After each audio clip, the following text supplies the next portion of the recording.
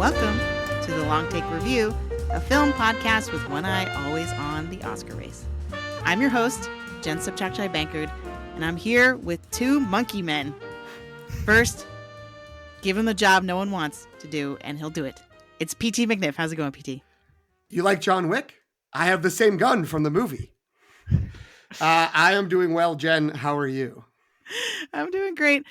And he's just some crazy kid from the gutter. It's Greg Cass. How's it going, Greg? Taking the only other quote from IMDb, because PT took number one on the list, blessings from my mother. Nice.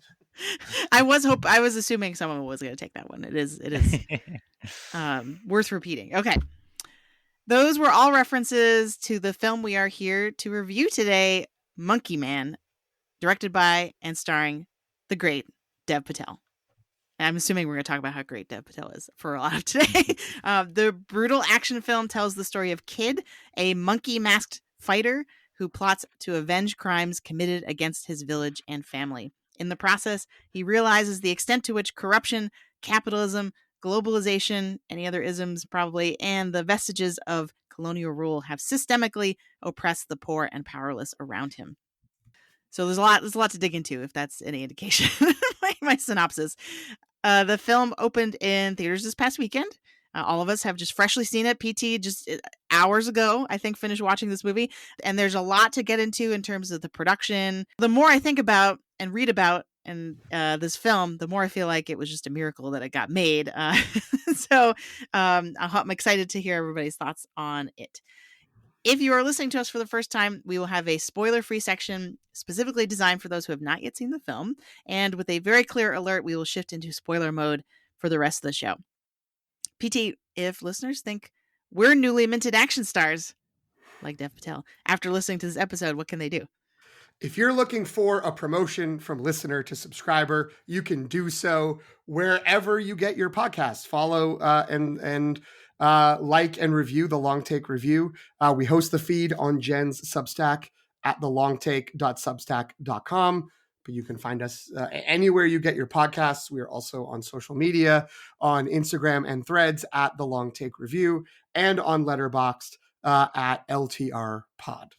Thanks, PT. So we'll start with the short take. What was everybody's general reaction to Monkey Man? Hey, remember weeks and weeks and weeks and months ago when I took this in our hype draft? Nailed it, my friends. I think, I think jury's out whether this will be like a box office smash. I think all the critical reaction I've seen is that it's appreciated, even if it's not, considered flawless. I think there are some things to critique. But, I'm just going to go back to the man himself and say, what an amazing debut for writer-director Dev Patel. I think it's really original in its structure. I look forward to trying to pick apart like how that structure operates and who maybe wrote all those pieces of the structure and how it maybe changed over the course of that production.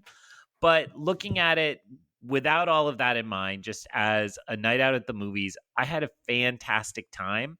I think when we did our hype draft, I said I wanted it to be gritty. It very much was gritty. And though everybody has called it John Wick in various things, including the film itself, calling itself John Wick or calling attention to John Wick, I still go back to Fight Club. I think this feels a lot more like kind of Fight Club's world than it does John Wick film. But I sat and had a fantastic time at the movie. So I'm pretty stoked with my first hype draft pick of the year. You all are lagging behind. Put it in the books. He's got it. He's got it on the board. I had a really good time with this. The only sort of drawbacks to it. I mean, again, there's things we can pick some nits and pull at some threads, perhaps. But there was some degree of me having the downwind issue of like seeing it at the end of the weekend. So having heard a ton of people be like, it's absolutely incredible, which like ratchets up the hype no matter how much you're trying to like hold back on it. And also sort of misdirecting the hype sort of internally or my expectations in that sort of John Wick zone, or when it started, I kind of was like, oh, this is going to be like The Raid or Dread, the more recent version of Dread, where it was just going to be like nonstop action. And this is a little more in the like Death Wish, Brave One. I feel like like Kill Bill, maybe almost like Revenge, in terms of the narrative. And again, maybe not in terms of sort of how often. Whatever, we'll talk about it as we dig into it. But it is first and foremost a sort of person out seeking revenge that's more of a slow burn than a kind of constant action thing, which I loved. Like I had a great time with that. I had to readjust as it was unfolding. But if you like any of those sort of actiony movies, or if you like movies that have socio-political undertones talking about this part of the world, or you just want to hear about a different part of the world than America and Western Europe, where so many mainstream stories take place, what a great time. And yeah, the arrival of the leveling up of Dev Patel into from excellent actor to super promising filmmaker is incredible. How about you, Jen? It is incredible. I really enjoyed this movie, and I loved several things about it. I'm not ready to say that it was a great movie, because I feel like there were a couple big things that I sort of just had trouble with as I was watching. The main thing is the camera work, which, as I read more about sort of the nature of the production of this, like, it makes more sense to me. But there's just the camera's moving a lot all the time, and I feel like I understand that there's like a kineticism that you want to create through that, but it's just so consistent that like it kind of like was distracting to me after a little while, and I was just like, oh, we're always, and there's so many extreme close-ups in this movie where you can't see the totality of somebody's face, because it's just like partial, like so close that it's just part of their face. So like a lot of the visual choices I couldn't totally get into, or they were kind of taking me out of my experience watching the movie. But that said, the actual story it was trying to tell, I love that this is an action movie that has a lot to say, because I feel like we don't get too many of those nowadays, or ever really. Like, and so the fact that it was this like fusion of so much of like Indian mythology and politics, and like there was so much underlying a lot of it. It wasn't just boom boom boom constant action for the sake of action. Like, the action had a lot of purpose. And so and yeah, Dev Patel is a movie star, and I basically what this movie accomplished, even if I have some qualms about it, it made me think two things. One, why aren't we putting Dev Patel as the star in like every movie? And two, anything that he makes in the future, I'm automatically going to go see. You know what I mean? Like, it's like, you sign me up for the Dev Patel Club. Basically, I'm on board. Yeah, and actually, we have one more short take remotely that we want to give a shout out to. So our most active listener, Hasib, posted a great review on Letterboxd, and I feel like his perspective on it is one that the three of us would not be able to have. And so I wanted to kind of give a shout out and read an excerpt of it. So you should go to Letterboxd to read the full review. But the part that kind of I felt like I wanted to give a really big shout out to the most is the sort of the middle part, where he says, I feel like I'm going to be alone on this island, and I'm totally all right with that. I felt this on such a fundamental level. As a brown man growing up in this country, I have never seen someone that looks like me fight back in an American action flick. I've always had to see myself in other races and genders while watching movies as a kid. And that's made me sympathetic to them, but also searching for my own identity. Most of the time, people that looked like me would be the evil villain or the silly sidekick, but usually they'd be racist caricatures. But now I see myself in Dev Patel. And Dev, big dog, I really do thank you for making this. So having felt that about other movies and had this experience with other movies, and I feel like this is missing from the general discourse. I haven't absorbed a lot of podcasts about this movie yet, but I haven't heard anybody saying something like this about it. So I wanted to make sure we included it. Agreed. Excellent voice needed, and something. Yeah, again, we can't add, and I think makes a lot of sense. Representation matters, and that response is part of the reason why. And this is the kind of story that only someone that has, you know, a background like Dev Patel's and his writing and production partners can provide. And I want to just shout out. I feel like in Jen, in your comment when you say like, you know, Dev Patel has arrived, it's like, well, where has he been? And I know we all like a few of his more recent films, and I think he's gotten great critical notes for like Green Knight and his David Copperfield. But I do think Hasib is pointing out like Hollywood didn't know what to do with Dev Patel, right? Like he got stuck after some of his early success. I feel like he was in like 17 movies where he taught an old white British lady acceptance, right? And like I don't even remember what they're all called, but it's like, you know, oh, we can find relationships across boundaries. And in other words, Hollywood threw him into the role of being the catalyst for change in other more developed characters' lives a lot of times. And so I really love what Hasib said there, and I completely agree. What it brought to mind, you know, as we've seen increasing interest in pleasing the South Asian market in terms of Hollywood, they've finally woken up to the opportunity to tell stories there. And we're going to talk a little bit more about some perhaps how that got complicated on the production of this particular film.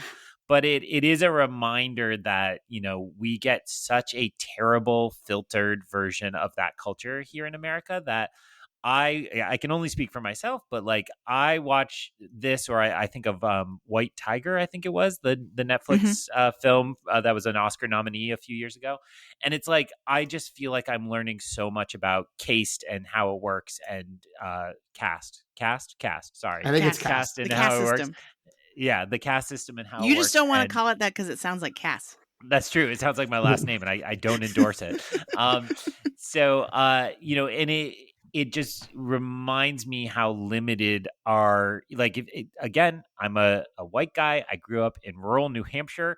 I didn't learn a lot about anybody in my own country, but especially about other countries. And so to get that perspective more and more in our storytelling is just so great and so wonderful. And I think it's fantastic that this film made it through, even if it kind of was by the skin of its teeth.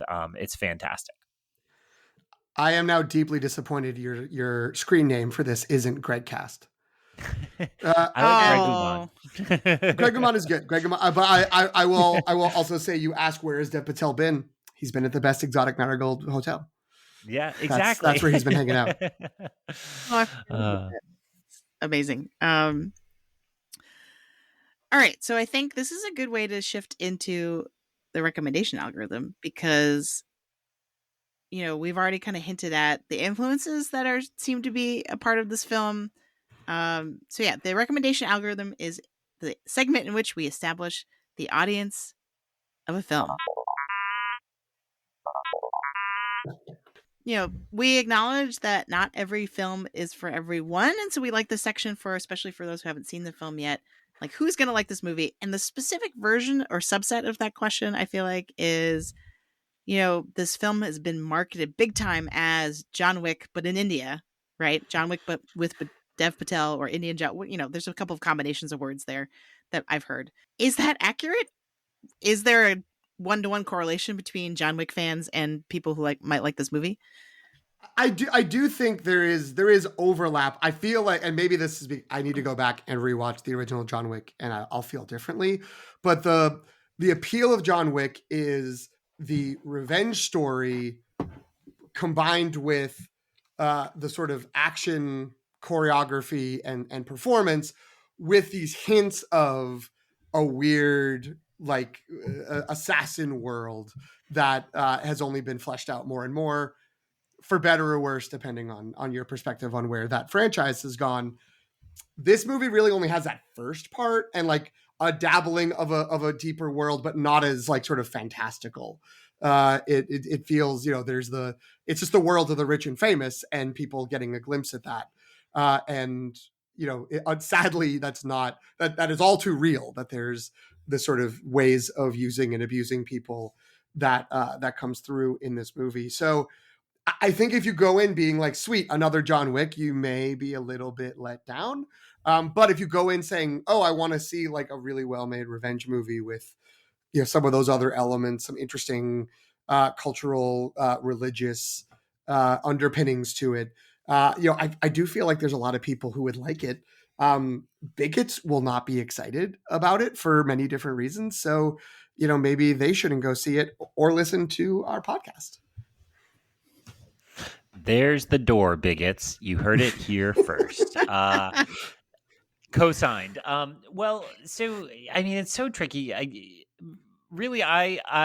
don't see a lot in common with John Wick here. I understand why you would market the movie that way, but to me, John Wick is guns, and this is, well, it's gun fu is what they Yes. usually say, right? Kind of fancy gun choreography, and there are very few guns in this. It's much more punching and stabbing. So I would not say John Wick, but in India, I would say Get Out, but action movies. That I think that's the sell I would make, is if you liked the way Get Out kind of made something more of the horror genre, I think it's no mistake that this is, produced by Jordan Peele and he's involved in it in some ways. And so to say like, oh, it's trying to do something more with the action genre.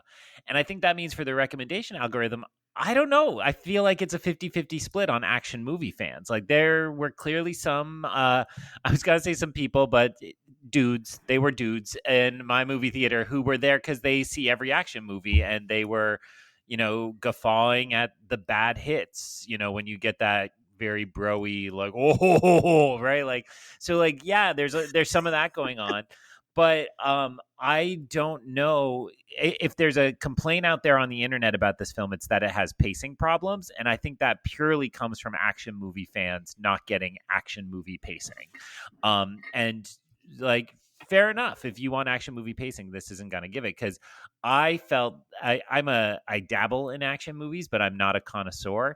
And so I felt like this was exactly the kind of thing I wanted from an action movie, which is to give me a little brain food, a little challenge here and there, instead of just the like ho ho ho ho ho type laughs, which are fun, and no shade on those types of experiences. So the one thing I just have to plug, because my wife loves Dev Patel, but like 10 minutes into this, I was like, nope, sorry, honey. This is not going to be one for you, because she does not do violence. And it's pretty violent. It's pretty bloody. It is not the most violent movie I've seen this year. That still goes to Love Lies Bleeding, which we will someday go back and cover, because you both should see Love Lies Bleeding. But it's up there. It has a lot there. So not for the squeamish, but for somebody looking for a little more in your action genre. Jen, who didn't we capture in our recommendations?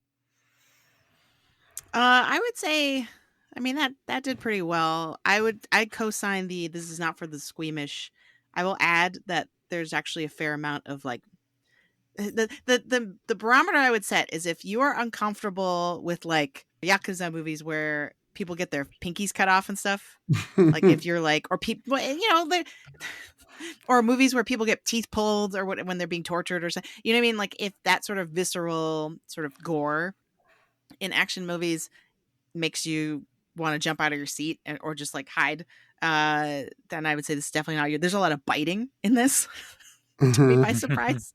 I was just like, like, so yeah, I would definitely co-sign that part. But what's interesting for the John Wick question is like, when I was thinking about, well, how is this, why is John Wick such a big reference in this movie and a clear influence on this movie, but we wouldn't call it like John Wick? And I feel like, because John Wick is also, I would say, action movie plus, in the sense that like we get a little bit more than just, it's not just a dumb action movie. I think that's why it's been so popular. But I feel like the main difference to me is that John Wick as a series has a really good sense of character, right? That it works because John Wick as a character is someone we like, we're invested in his motivations, and yeah, he's sort of like this legendary assassin figure that we actually care about, right? We're not just there to see him punch people in the face, like, and shoot people. Like we care about whether or not he's successful in doing that. Whereas Monkey Man, I feel like, is a little bit different because Dev Patel's character we obviously learn a lot about his character, but it's not like we're not my investment in this movie was not riding on his character's sort of like charisma, if that makes sense, or like there's so much more because of the socio-political context Right. or subtext, I guess, that this movie has, right? So it's because it's not just about him as an individual character, and we care about him, therefore we care about what happens in the movie, but it's so much bigger than that, I feel like. And that's one of the things I really loved about it, is that, you know, it had so many ideas.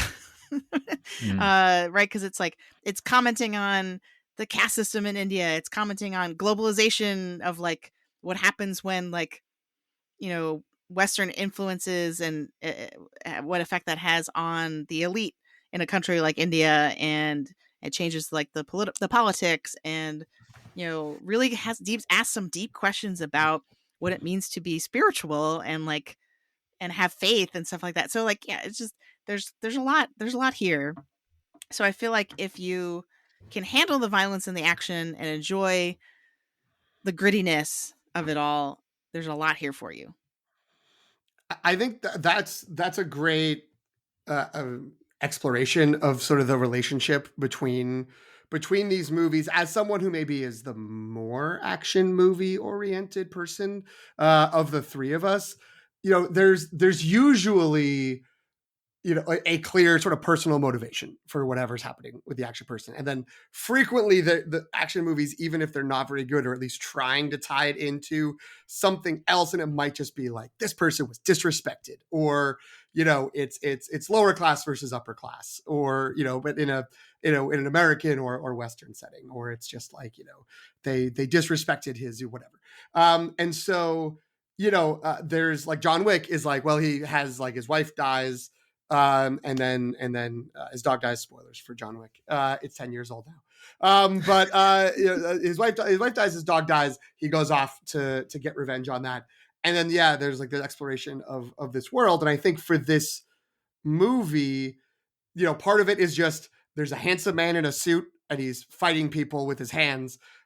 People love John Wick. Why don't we advertise it so it kind of looks like that? We'll pull the scenes that look like John Wick and the images that look like Keanu Reeves is John Wick in Dev Patel in a black suit, and that will get people to come to the theater. And, you know, to a degree, it's worked. It's already made its budget back in more.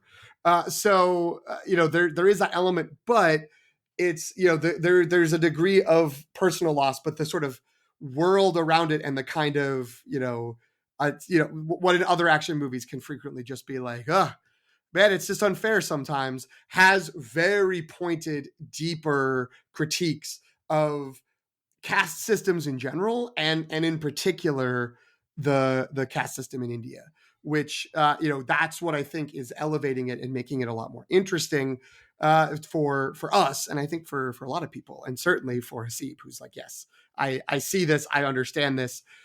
He could probably give like a 20-minute dissertation about all the stuff I didn't understand in terms of the commentary being made. So I think that it's, you know, John Wick is successful and is smart in its own way for building this weird world around the Continental. This movie is smart for really sort of getting into some of the messiness around this society, and I think that's why it is successful. And if any of that sounds intriguing, and you want to see some great action scenes and some cool like camera moves around it, and that, I think that's why you want to go see this movie.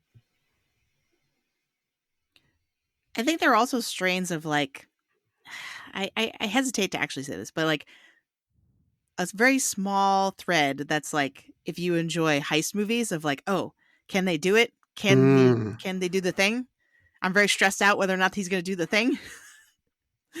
I definitely experienced a little bit of that in this movie. It's not like I say I hesitate to say that because that's a very small percentage of the movie, but at the same time, there was a little bit of that in there. Well, if we're adding that, I will say, if you're a fan of training montages, there's one little one and one bigger one, a second bigger one, that are both like just top notch training montages in this movie. Agreed. Never been seen a better one, honestly, than the second one. I thought was incredible. All right, we were dangerously close to spoiler mode there. So I think that's a good sign. So we are going to go into spoiler mode now. If you have not seen Monkey Man, you do not want it spoiled. We've given our endorsement. It's a good time if you like it. That's the kind of movie it is. So go see it. Come back, rejoin us for the rest of the conversation.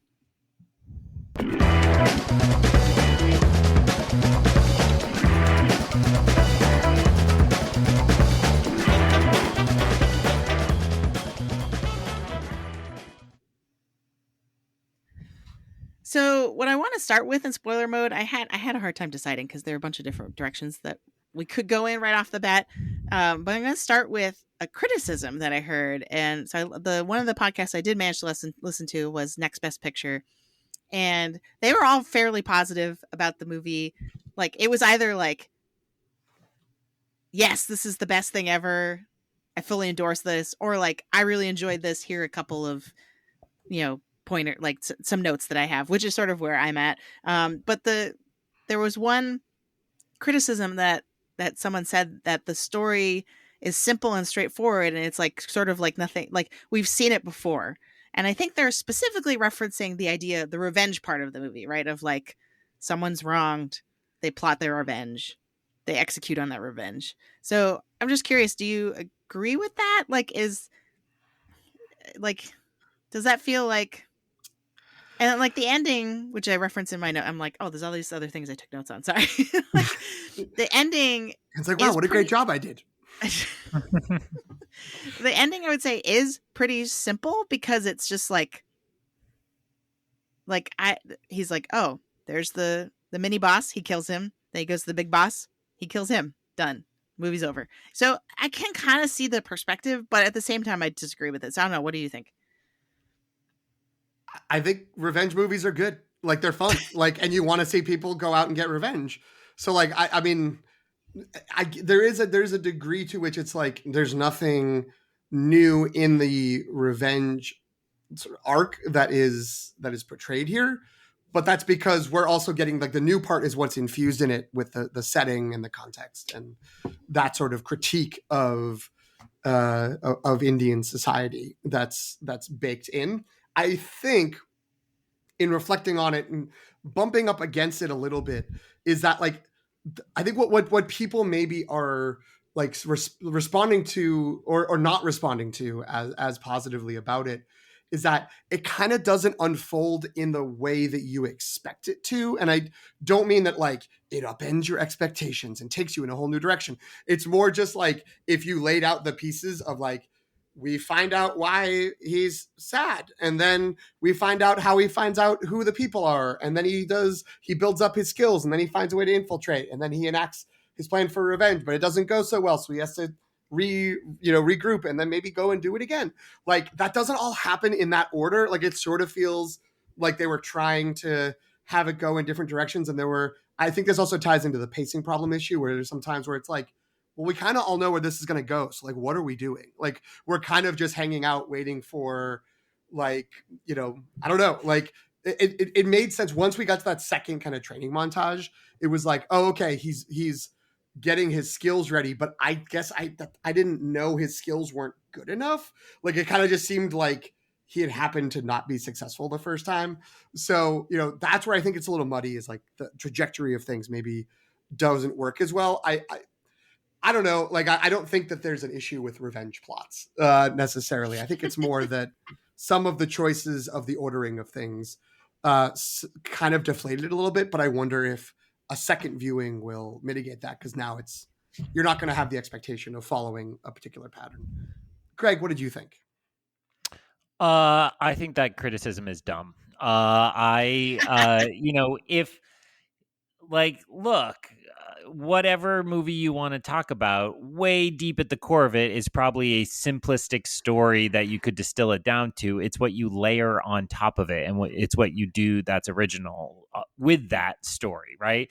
So yes, I mean, there are some things here that, sitting in the theater, I don't know if frustrated feels too strong, but when you get like a little flashback to his mother, then you're like, oh, okay, so like 2/3 of the way through this movie, they'll tell me what this really means.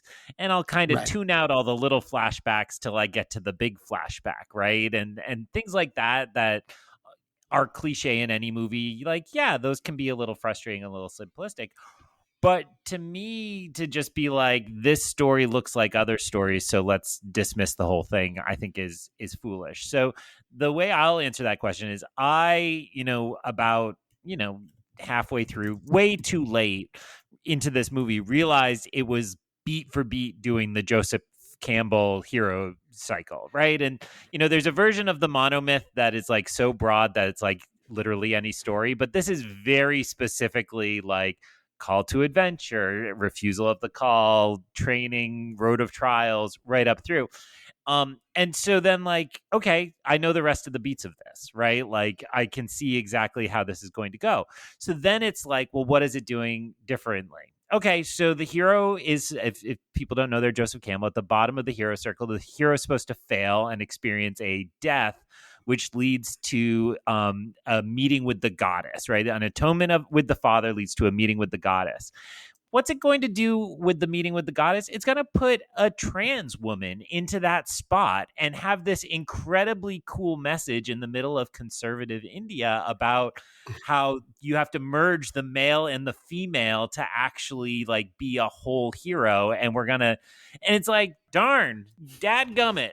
We haven't seen that before. So like, sure, I knew he was not really dead and I knew he was about to get some incredible piece of wisdom, but what you do with the variation is what matters. And it got me amped up. And, I think that is all incredibly intentional. And, this movie starts with a book being open and a folk tale being recited. And I think this is telling you, read this as a myth and don't worry about, I mean, it is very tied to the literal truth, the moment and the political context, but it's like, read this as a myth. And myths are big, simple stories that resonate because they tell us something cool. So Jen, I don't know who these friends are, these next best picture people, but they're not doing you good work. They're hurting you, Jen. Get away from them.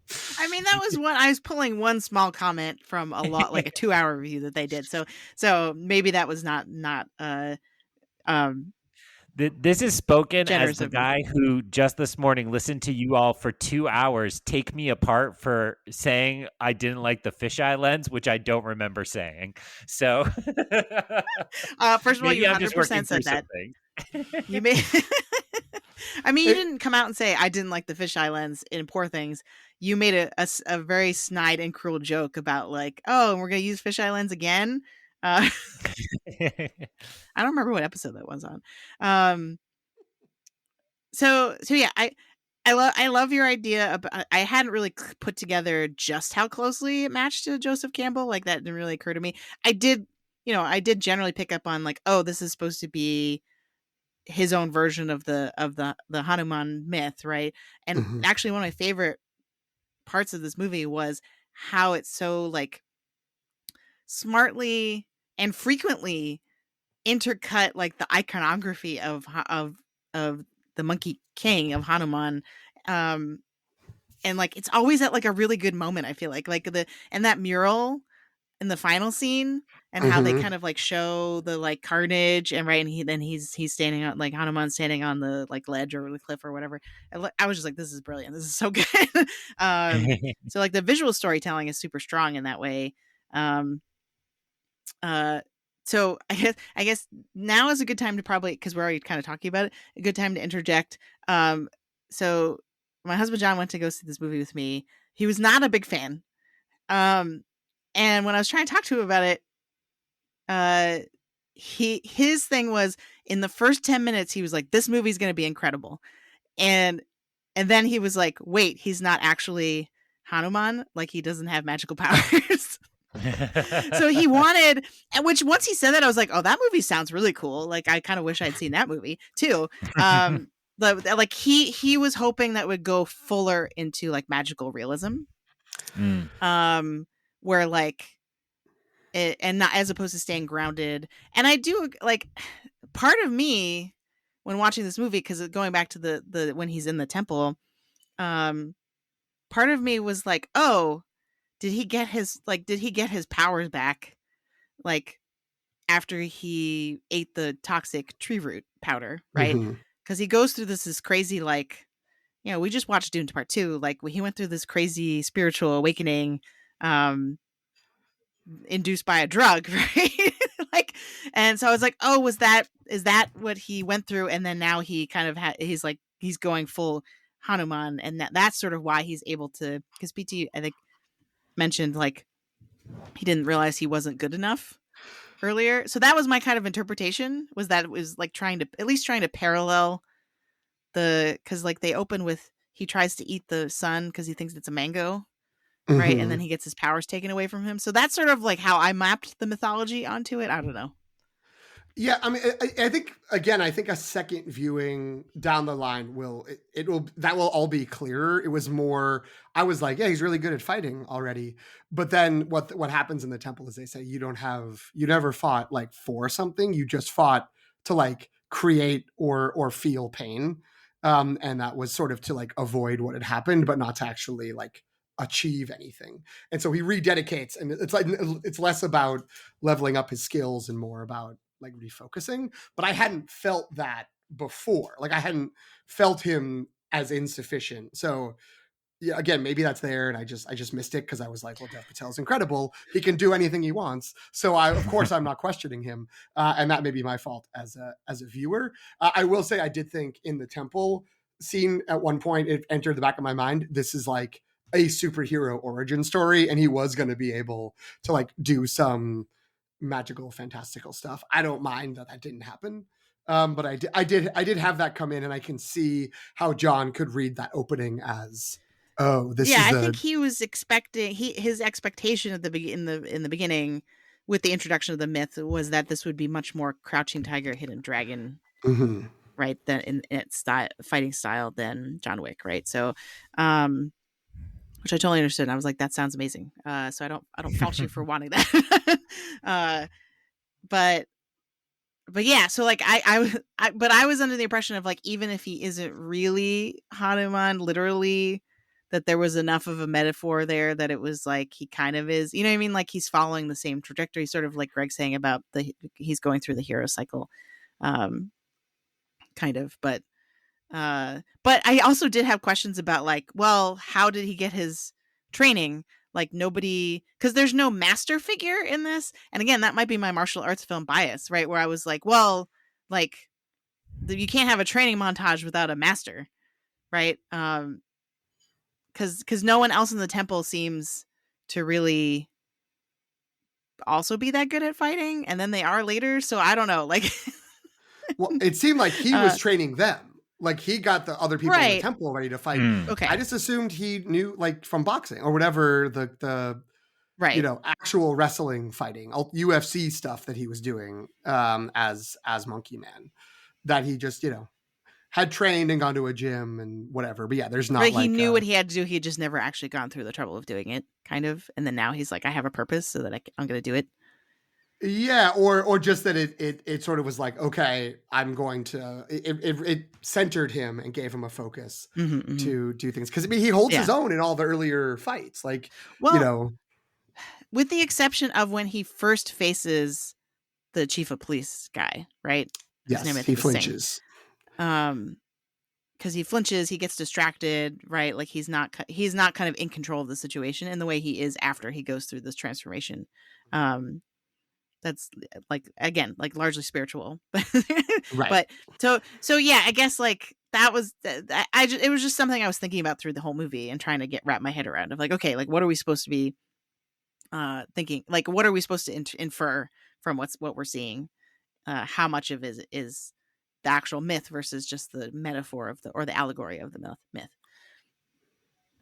So I go back to I assume when we were talking about the training montage, we were talking about the drum, which is just absolutely incredible. And so if people are not heeding the spoiler warning, so there's a performer in the temple who does a kind of comedy song thing in this performance, that he says he has a male drum and a female drum, and he makes the two drums kind of bicker back and forth. And so then later, kid comes out after recovering a bit, and he grabs just a giant sack of rice hanging there and starts to use it as a punching bag. And how I interpreted that scene is he comes at it purely as a man, right? Like kind of brute, let me just punch things. Let me be Dev Patel breaking my hand and just punching it. And the drummer is there to remind him. I mean, in the film, it's kind of use both hands, but because of the previous performance, it's like merge the male and the female, right? Don't just do that. And so basically, I took that to mean that in his earlier fighting style, he was doing kind of every all my language feels like I'm dealing in stereotypes and I'm going to step in it and get canceled. So I'm trying really hard, but feels like he's just going to come in and just be brute force, right? And I think that first fight is, right? He says blessings from my mother and tries to shoot him right away and tries to just overpower him. And I think what the drummer taught him is to merge the kind of brute force with the more like skillful dancing style of fighting and choreography, which is coded female in this, and maybe that's problematic. But again, the whole message here is to merge the male and the female, and that's not working. So it's for after that montage that he is able to go back to the ring and kind of fight his way up. And I think the point I'm stumbling towards is that it doesn't mean the kind of brute force fighting he was doing before is absent. It just means it's more skillful. It's deployed in a better fashion. So this Hanuman figure becomes the merger of those two types of fighting style.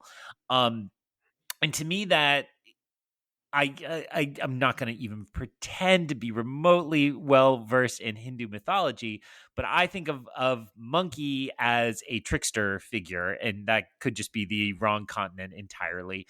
But if a monkey is a kind of trickster figure, then they are themselves a kind of a figure on the border, right? Like, and so I think as kid, I keep wanting to say as Dev Patel, but as kid, like learns to dwell more in the ambiguity and in the center of these kind of dichotomies. I think that's where we see him really start to power up and power up. So all that is to say, I like John's pitch for a movie, but to me, the end of the movie is like supposed to be like, wait, is he just a guy, or is he a mythological figure, or is this the monkey? And like, well, they said the monkey gets a stick. Is that the stick? Could that be the stick? Wait, is that the stick? And then there's a mural. Well, is the mural him? Is it not him? And like, is this guy a lion, or is he a man, or is he a political figure? It's like, I think the movie really wants you to just kind of say yes, all of it. And maybe it doesn't resolve all of it, but it makes you say, like, imagine the power of being all those things at once, and see where that gets you. I really like that gendered reading of his fight, the evolution of his fighting style. I hadn't really thought about that, but you definitely see evidence of that because I think they purposely cast someone who looks like Jaws from James Bond, and because he's so comically huge, and then that kind of allows us to notice that kid's fighting style is now like, because the only way, the main way he wins is by kind of darting around him, right? Like it's clear that he's like swifter and nimbler on his feet, and because he's smaller, right? Or just it felt like that to me. So my factoid to add about the training montage, which is easily my favorite part of the movie. I was cheering the whole time. I was like, yes, because the second you hear the like bing of the, it's called a tabla drum, Yeah. right? Like the second you hear the boom, like of it, I was like, yes, I knew exactly what was going to happen. I was so pumped for it. I was like, I love this idea. This is amazing, and I was not disappointed at all. But so I tried to look up who the drummer is, and his name is Zakir Hussain, and he actually toured with like Ravi Shankar and the Beatles.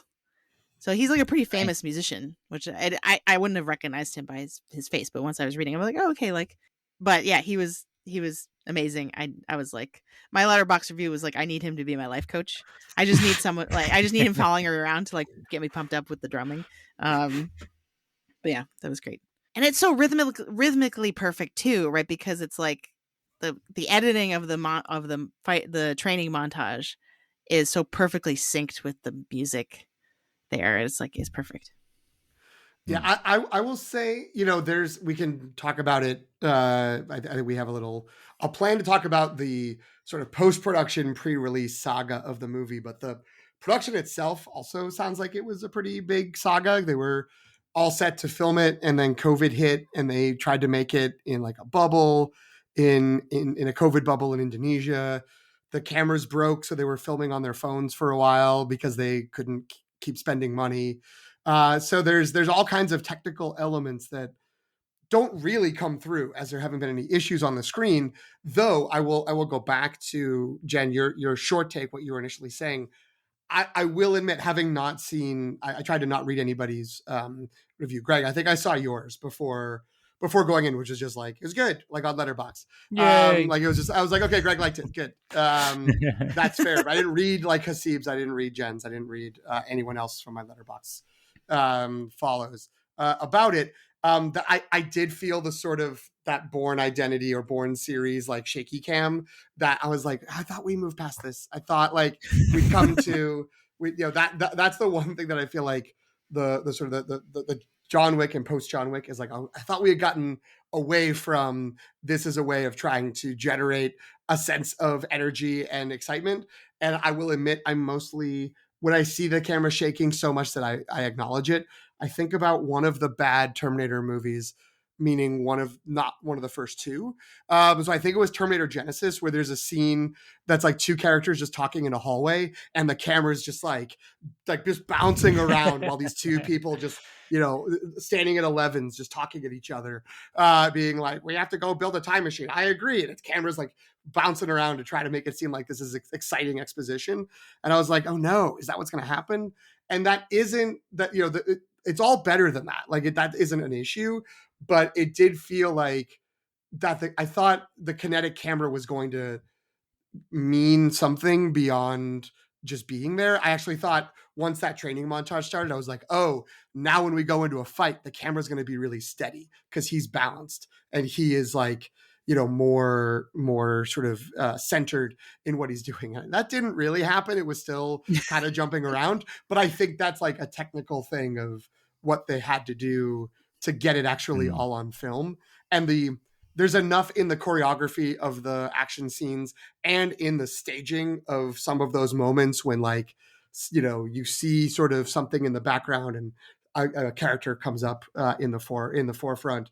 In the foreground, maybe you only see like half a face and eye. Like, I was like, oh, there's incredible shots in this movie.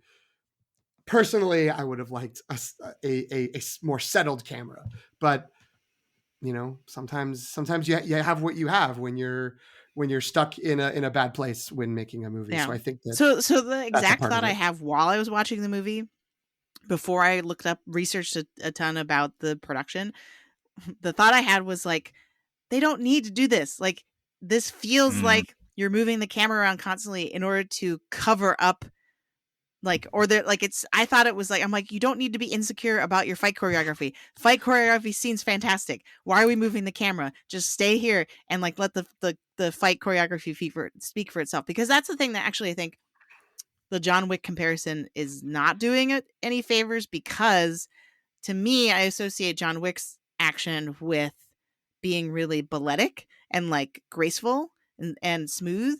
And a lot of that is because the camera's not moving and it's just letting us be wowed by like the actual choreography. Right. So that was kind of where I was coming from in the moment. I was like, no, you don't need to be doing this. Like, have have more confidence. These fights are awesome. Like, why don't you just let them be? But then later when I was like, oh, they shot some of this with iPhones, I was like, okay, like that they were trying to potentially like it's sort of when you don't know how to pronounce a word, so you just kind of mumble it. And it's like, oh, that's why they're moving the camera around so much, because they literally didn't have good cameras because of the circumstances of the production. So like it made much more sense later when I like sort of learned why they probably ended up doing that. But yeah, that was sort of my thing. And like, let's say that wasn't a factor, right? And they had this was 100% a deliberate choice.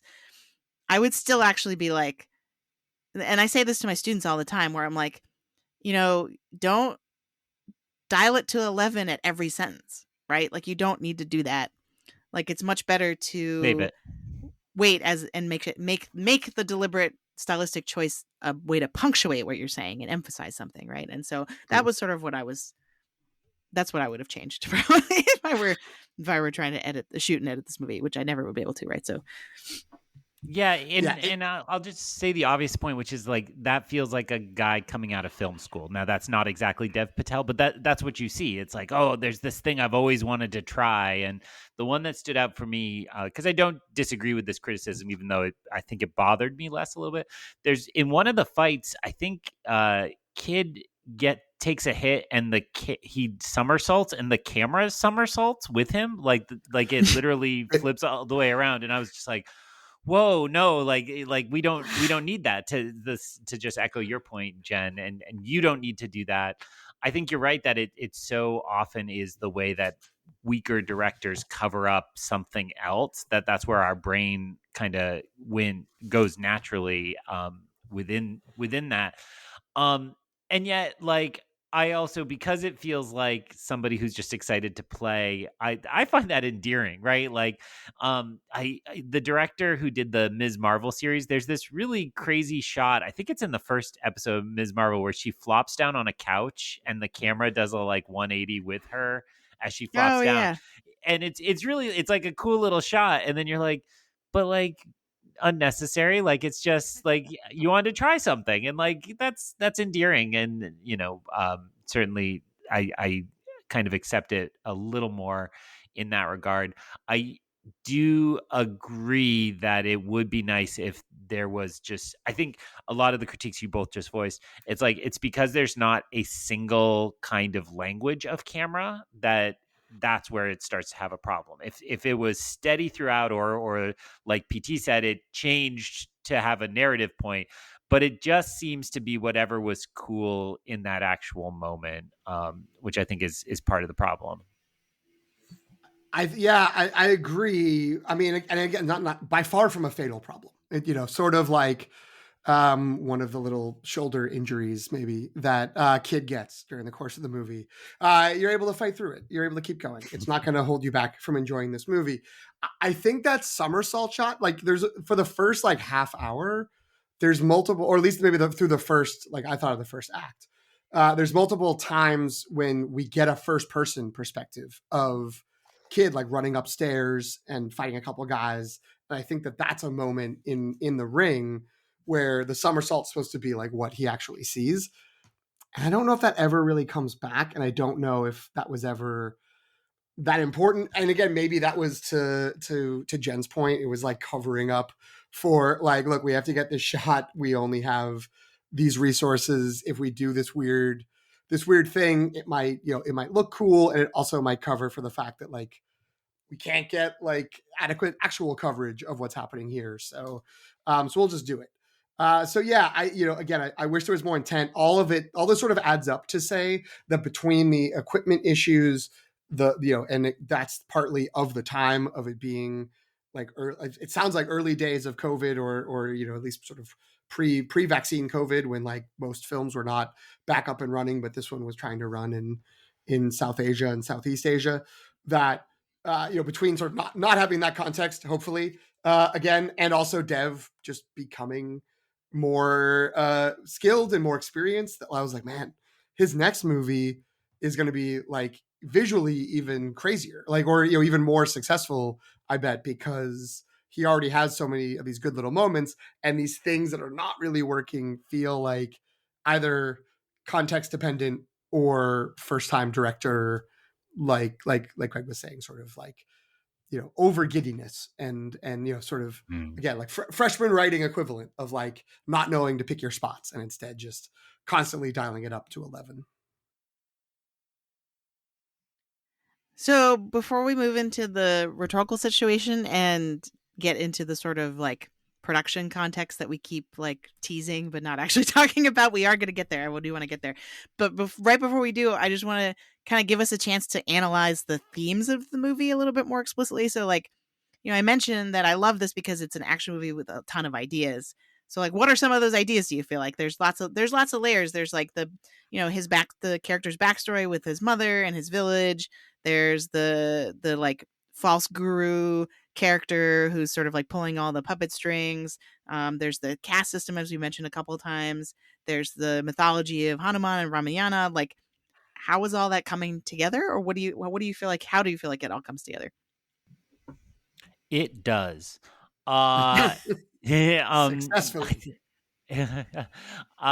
well, I'm going to take that question, but let me just say, just because we just teased like how terrible the camera was in moments, let me just also say part of Mr. Longtake's review love of the first 10 minutes, I imagine, is the wallet getting stolen, which is like a frenetic camera montage that is incredible. And it's like, it gives this opening punch to this movie that you're just like, yes, this is what I'm here for. And it works so well. And I would say that then starts my answer to your question, which I would say the theme that came through the most to me is that we as a global society, and particularly Indian society, needs to stop or needs to start paying attention to who's getting trampled, right? And this kind of theme, it was the quote you used for PT. He'll have the job nobody wants to have. Like, I think in Indian culture, in Indian society, it's so literalized by the caste system that it's very clear who are the losers, but it's, to me, a much more universal message of like the people who are at the bottom in our global society right now are getting trampled. And while it is partially the fault of the high cultural elites, it's all of us, right? Like, we all want an economy where we can get anything we want. I don't know who I'm talking to, but say somebody wants like any Star Wars toy they ever wanted. It could be at their house in 24 hours. And we decide that that's more important to us than the dignity of the workers in the kitchen and the guy unclogging the toilet and the people serving us and the drivers and so on. And all of that, is so much more literalized that, I think it's a little too heavy-handed at times, but the film makes a point 2 or 3 times of like just simply looking around the street and looking at the amount of suffering that fuels the fire that gives you the VIP room. And we have to kind of reckon with that. And I think PT is right to say Jen and I were being a little pejorative about our kind of dismissal of all previous action movies, like they're only about punching or guns.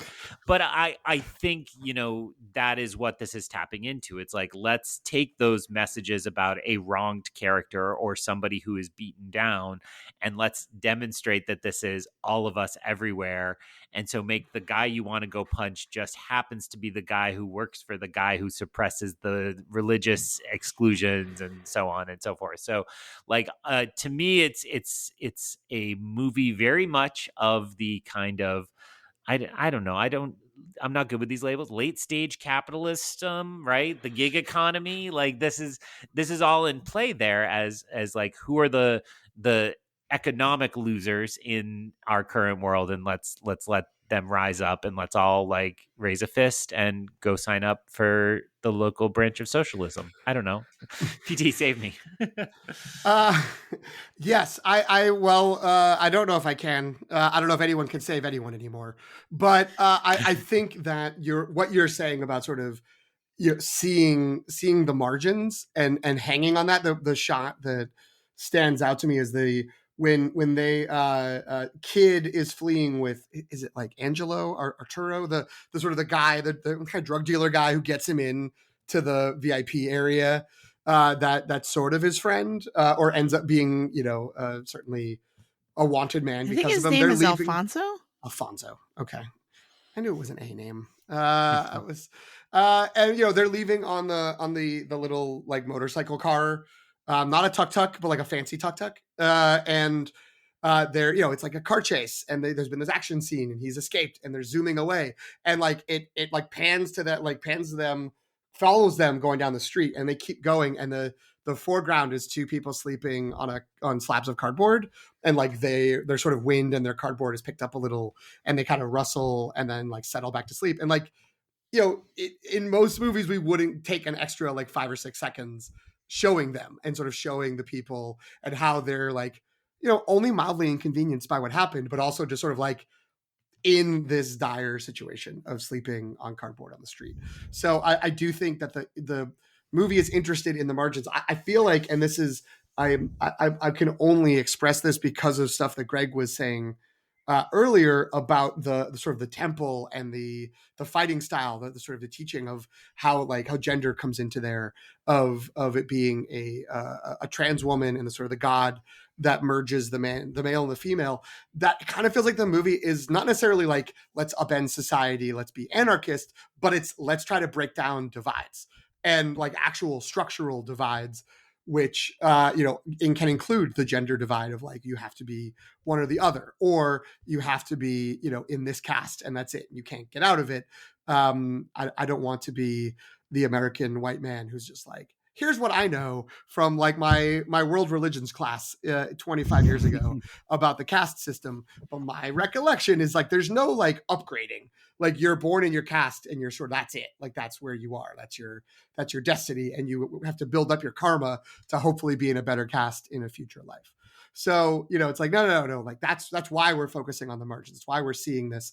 That's why we have the, like, the rich people don't even see us. Like, they look past us.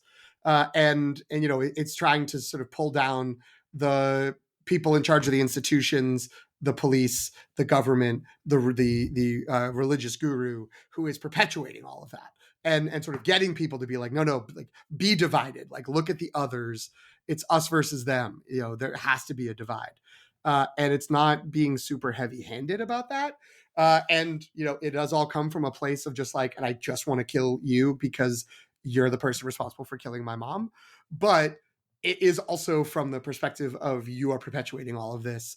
And it's because of all of that that you could just come in and burn down the community where I lived and kill a bunch of people, including my mom. So, I think that's the underlying message that I got. And I think that there's probably, again, more nuances if I knew more about both sort of India, Hinduism, and also the sort of current political climate in India. But I don't know. I've sort of got that message.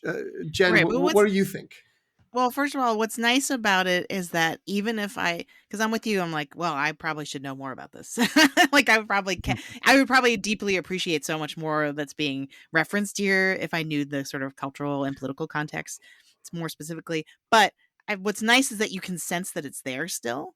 Like, even if you don't know what it is, like you know what I mean? Like, it feels so rich in terms of like, wow, like this really feels like it's grounded in like very powerful social commentary. But the thing that for me really unlocks, like, well, what is this trying to say about socioeconomic, like wealth disparity and social class in India and stuff like that? And to me, it's actually the reason we start in the reason that kid is from this like weird underground fighting ring. To me, is kind of actually even more of the central metaphor for the movie than maybe the Hanuman myth, because we very quickly learn, one of the first things we learn about Kid is that he's the fall guy, right? He's the one, not to reference another movie, but like, that he's the one that's also about stunts and fighting. He's the one his only job is to take a fall. And like, to me, once I realized, oh, like, this is a microcosm of Indian society because the whole system is rigged and yet everyone is trying to participate in it, or like feels like they have agency when they really have no agency at all, or if they don't like it, they don't have any agency to change it, right? They're just stuck in the system, and they're like, people either don't realize that the system is rigged and designed to keep them where they are, or they just feel like they're helpless and they don't have any means through which to for social mobility, right? And so to me, that's really the Kings, right? The sort of like club / brothel that he infiltrates is the same way, right? Because all the women who are in there, especially the one he sort of befriends, Sita, I think is her name.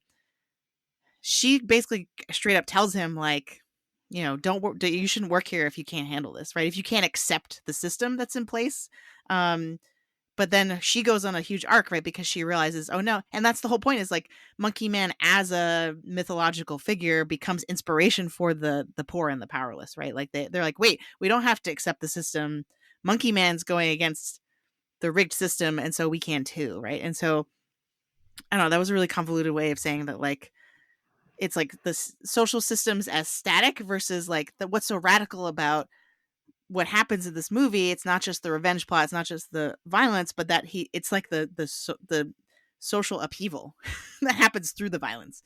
That the movie basically tells us, oh, the solution is to find the person who's at the top of the food chain and literally just kill them. Which, a lot of people would be uncomfortable with if they thought about that too hard, right? Well, and I wonder if it's easier for American audiences because it's like, well, this isn't our top of the, it's some other country's people. That's a good point. So I don't know. It's interesting only because you said, you were saying it, that I was, maybe I'm very slow, and this was obvious to both of you during the movie, that the fancy club is kings, the proprietor is Queenie.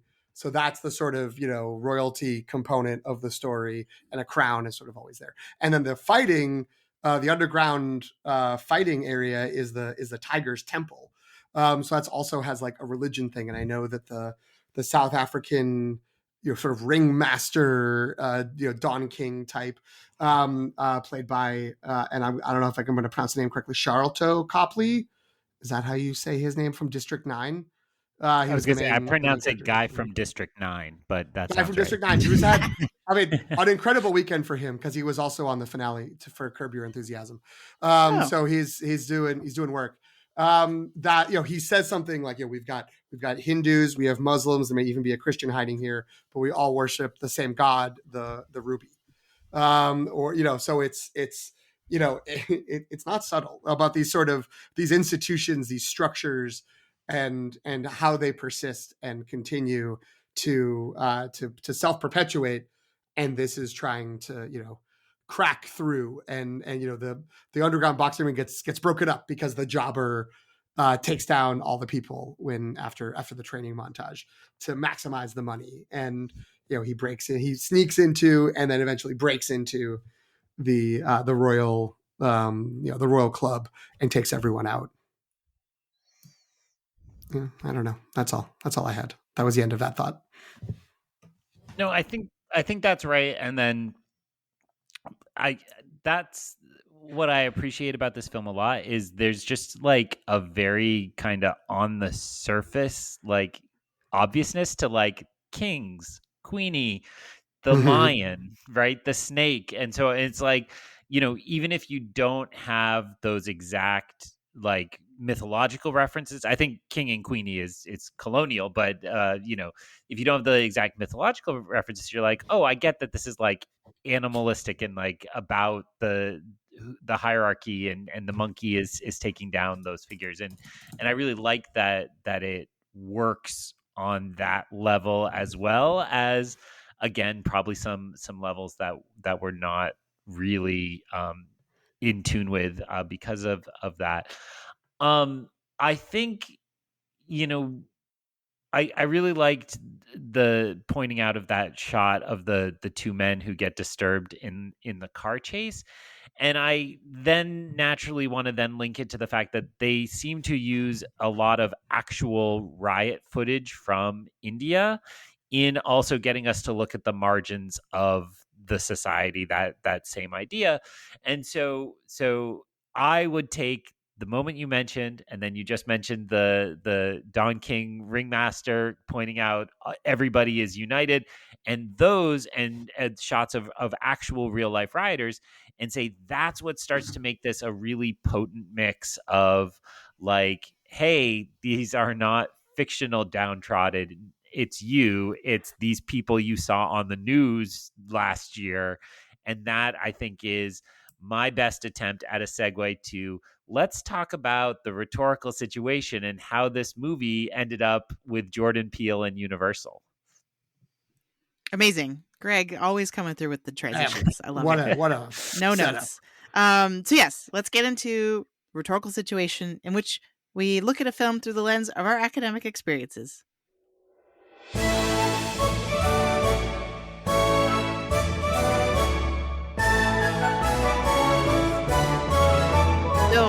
All four of our regular co-hosts are writing professors, so we like to have this section of the episode dedicated to making connections to our experience as scholars and teachers. In the teaching of writing, specifically, the rhetorical situation refers to any contextual factors that influence composing and interpretation. So that we got a big one today, big contextual factor. And that is like all the drama and craziness that apparently went into the production and distribution of this film. Who wants to get it started? I mean, I feel like Greg was right there, so I wanted to leave it Yeah, to sure. him. Let me start with trying to lay out some basic facts of what we know, and then we can move into conjecture as we know. So what we know is this had a difficult shoot, as PT and Jen both have already referenced, the broken hand, but also COVID and all of that, the camera issues. And so the budget got big quickly. And then whatever version of it was created at one point for Netflix, who had funded the production, Netflix said they were no longer interested in distributing this film. And so Dev Patel appears to have showed it to Jordan Peele, the producer, who has a multi-picture deal at Universal based off the success of Get Out, Us, and Nope. It took me a minute to remember, and then I was like, yes, I get to say Nope. And so has a big overall deal, kind of has a little clout right now as Jordan Peele, the creator of Here They Are, Get Out, Us, and Nope. So used his clout to get Universal to fund some kind of reshoot / re-edit / restructuring of this film. And that's the version we get in theaters. I think it's fair to say that this is still very much Dev Patel's movie. It's not like Dev Patel was pushed aside, but in interviews, Dev Patel has said that he credits Jordan Peele with saving the film, that there was some kind of long 3-hour version that was not going to be successful. Jordan Peele was able to point out a few things to change and adjust. Dev Patel did so, and it became that. So I take the relationship between Jordan and Peele and Dev Patel to be that of a really good, I'm going to use editor as in like book editor, newspaper editor, and writer, right? That is able to see the vision, help them reach the vision they had. Both seem to agree they collaborate a lot on it. Any basic facts missing in that? The only correction or amendment I want to make to it is that I don't think Netflix funded the movie. They purchased the movie after it had been made. So they spent $30 million on it. And then after they let it go, Jordan Peele's company, production company under the umbrella of, it's Universal, you said, Yep. I think, got it for 10 million. And then the budget is listed as 10 million, but I don't know if that 10 million is from the acquisition amount from the production company that released it, or if it was 10 million when it was made, and then it was purchased, sort of at a higher amount but then dumped. But yeah, the overall arc is what's important. Is Netflix got this, spent a bunch of money on it, sold it for pennies on the dollar because they were like, we don't know, we don't think we can release this. And then it took sort of individual creatives to both save it, maybe in terms of making creative choices and being that sort of mentor guru, no pun intended, based on the events of the movie, but the sort of story mentor, but also just the financial, like, what company would have stepped forward necessarily if it weren't for someone like Jordan Peele, who could be like, I can use my clout to get this into theaters through a major studio. And like, again, we are not in the room where those conversations happen, but if that is what happened, then kudos to Jordan Peele for spending his clout on something good, because not everybody who gets up throws a hand down to pull someone else up, and I think that sounds like what he did. So here then becomes, so that's all context, so that's in the mix for a rhetorical situation. But here's the real question, right? Then the creators and others have used a lot of innuendo to suggest that the reason Netflix was no longer comfortable releasing this is because of the specific ways in which this is resonant with Modi, a political figure of kind of conservative politics in India today, and that these fictionalized versions are on the surface so close to a message towards that specific political figure that Netflix got scared about making that market more difficult to be a part of, right? Netflix is currently sitting on a few advantages in terms of the streaming market, and one of them is named India. It has a much better leg up there than most of the other services, and it's a huge market. I mean, again, the most populous democracy on the planet, I believe. So, there's a way in which they want to do business there. And so I we don't know exactly, and we haven't reached out to Netflix for comment because we are three nerds in their basements, metaphorically, if not literally, tonight.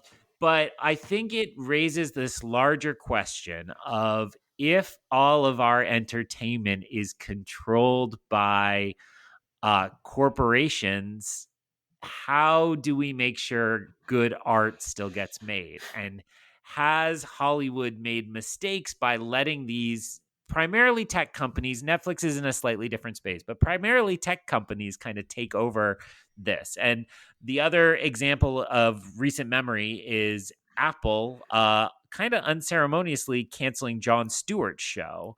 And Jon Stewart, whatever's going on with him, I guess he's back on the Daily Show. I don't have cable, so I don't know. But Jon Stewart essentially he does the Daily Show once a week now, and was talking about this on one of his episodes.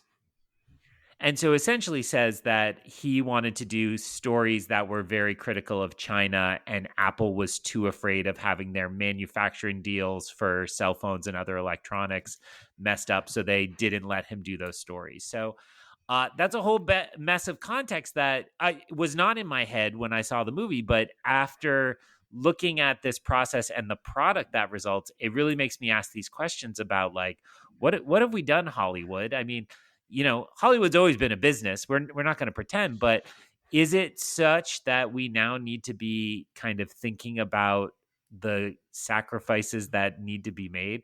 Do we only get to still go to movie theaters if we're not, challenging political regimes in other countries?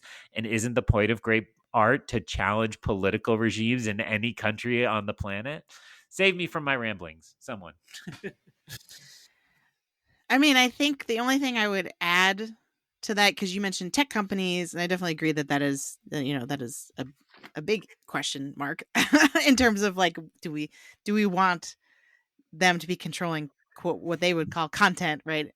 Where does content end and art begin is interesting, a whole other question, I guess. But the thing I would add to that is that this is also, I think, a post-globalization problem, because the idea that a company like Netflix would be beholden to a huge market share in India, or like shareholders in India, or like just consumers in India, I guess, subscribers, that's what they would call them. And that would prevent them from producing a certain type of movie because they're worried about backlash or boycotting or whatever, right?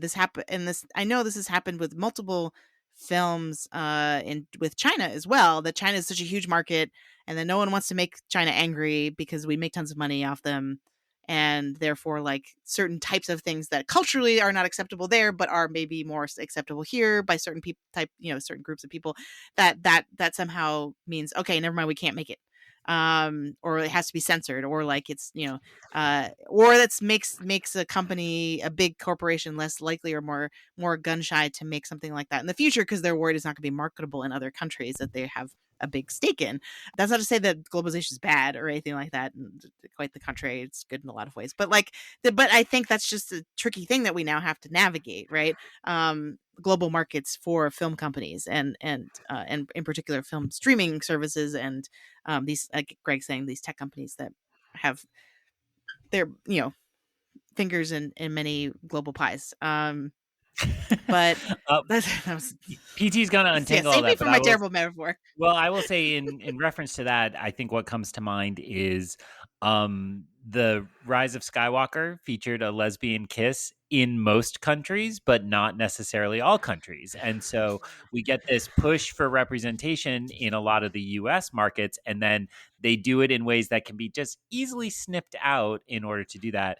And as I recall, Barbie had a large controversy with, was it Vietnam, because of the fake map Crazy Barbie puts up.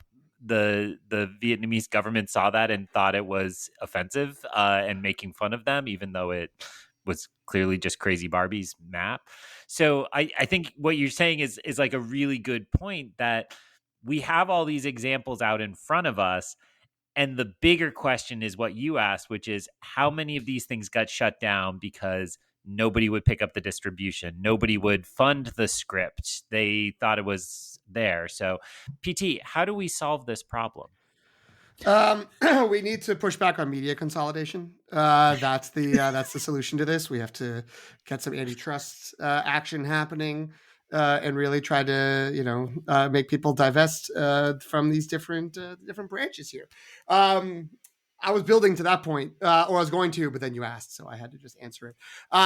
It got like the Barbie issue that I remember was something about Taiwan being included in the map as China, and so then Taiwan got mad, and then people got mad that it was pushing Chinese propaganda, even though again it was like supposed to be like a cartoon map. But yes, there are all these issues, and speaking of tech companies, there's also Modi who's in charge. I regret to inform viewers I'm ignorant of what the title is, if he's prime minister or president, what the actual title is of head of Indian government. But he is really pressured once Elon Musk took over Twitter to prime minister, thank you, that he was pushing Elon to sort of censor tweets that are critical of the government. And because Elon is such a champion of free speech, he didn't do that. Just kidding. Of course he did, because he wants to make sure that he can sell Teslas and other Starlink stuff to India, and he wants to keep authoritarian leaders happy, and so he gladly did that.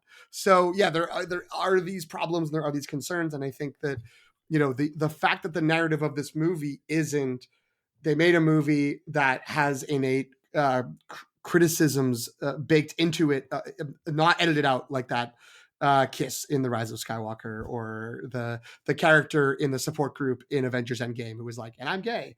Like they can't just like cut that out. It's actually central to the story, that there's problems with a guru type figure gaining political power in India, and trans women who are main characters and heroes in the story, that it wasn't just disappeared into the ether or buried and never released, but there was another studio, another company that can do this. And as we the media companies keep consolidating until we only have global cinema unicorp that's releasing films, like it would be bad if there were no other options.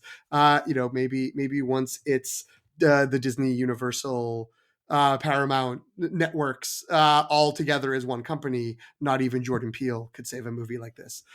So I think that's certainly at least one element in the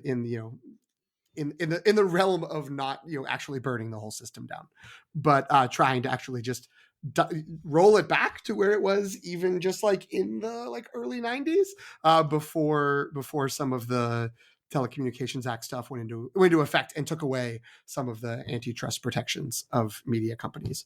So write your elected representatives about that, see how that goes. Well, and I do want to add that there is like a good version of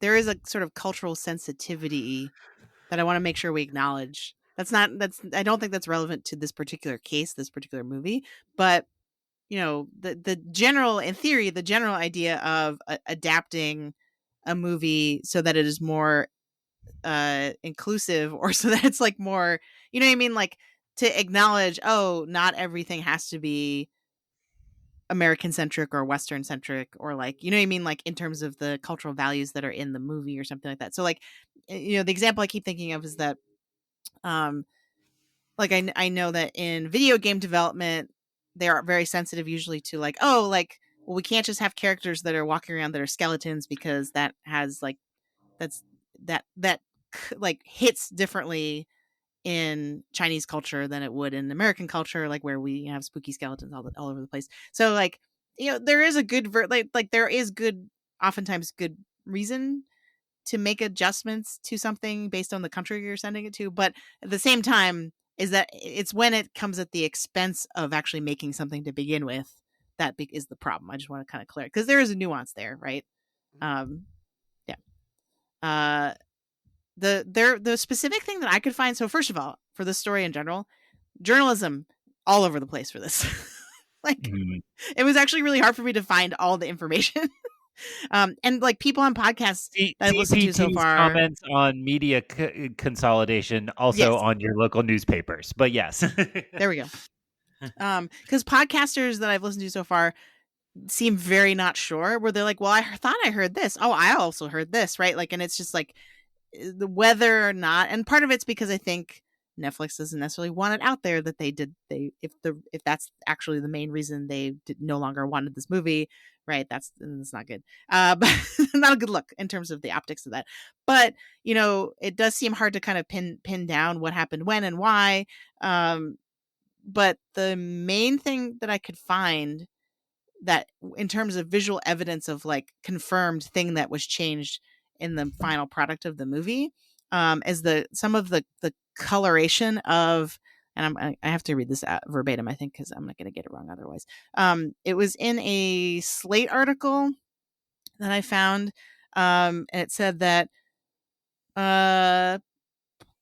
one such change appeared in a new version of the trailer, right? So this is before the movie came out, which changed the color of the villainous political party from saffron, the adopted color of the Hindu nationalist Bharatiya Janata Party. I hope I'm pronouncing that correctly. Led by the Indian Prime Minister Modi, the updated trailer showed this fictional sovereign party adopting a solid red color normally affiliated with India's Marxist Communist Party, which currently rules the state of Kerala. So like, and whose chief minister and General Electric are rather antagonistic toward Modi. So like it's at best it sounds like they had to change it so no one could accuse them of like of actual political figures or parties being stand-ins in the movie, if that makes sense. So they could have that sort of like deniability. It's got big United States of Texas and California vibes from yes. the upcoming Civil War. Yeah. Of just like, ooh, what group is it? We can't tell. It's actually a different political ecosystem than reality. To try to both to avoid any accusations and also maybe to give a little more distance from reality. And the only other complicating factor in the terms of piecing together this timeline was that there's a co-financier named Bron Studios that also went bankrupt during this time.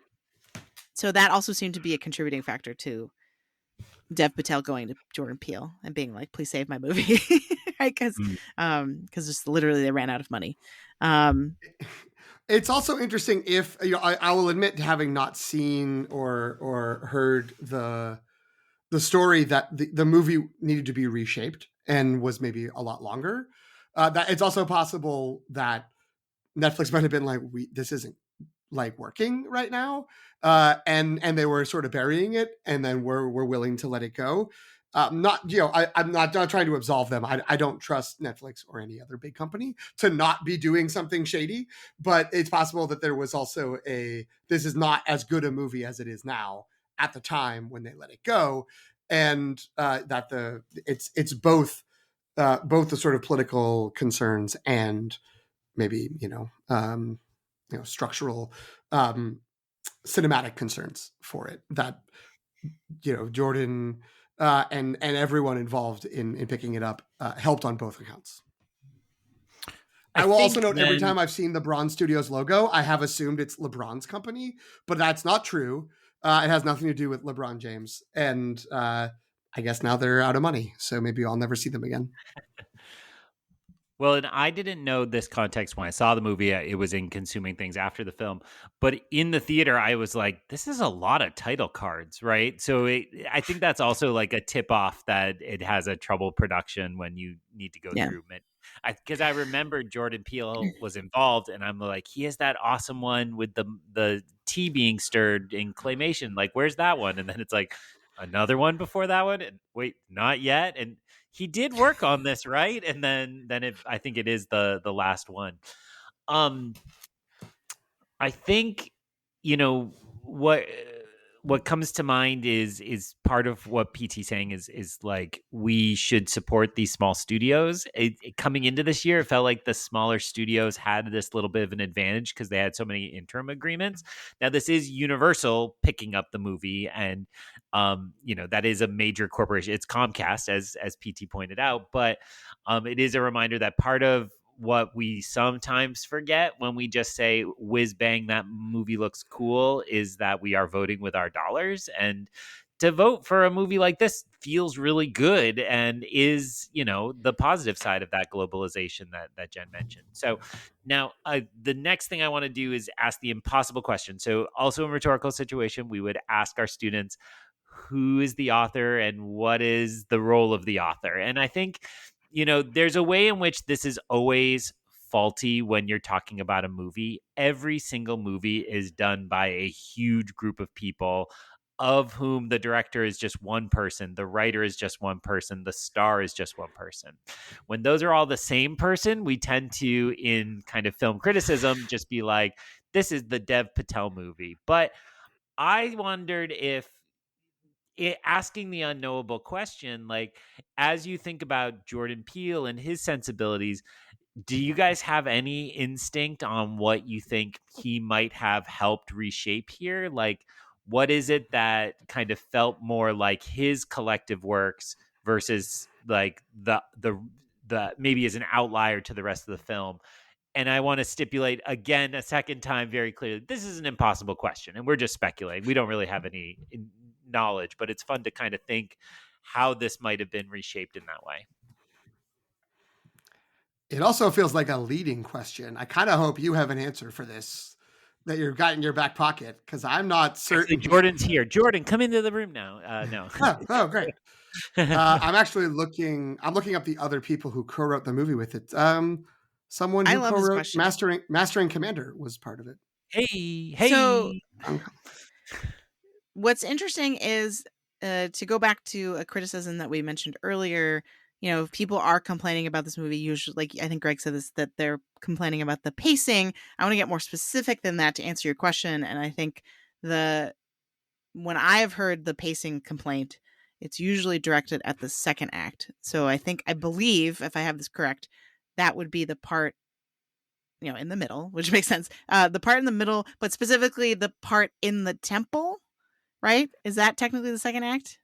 Right? It's sort of I like think it's so. anything after he fails to assassinate Right. Singh. Yeah, that Right. that feels like the second part of the second. Like it's the section after the midpoint, going to plot point 2 in the traditional screenplay structure. Thank you. So I feel like, if we and granted, my reference point probably for Jordan Peele is smaller than you two, because I haven't seen Nope. I think I've only seen Get Out, probably, in terms of his horror movies. But if I think about Get Out, and what makes Get Out so great is that it does an amazing job of using genre to engage with a social issue, or many social issues that are interconnected. That's exactly what this movie's doing, right?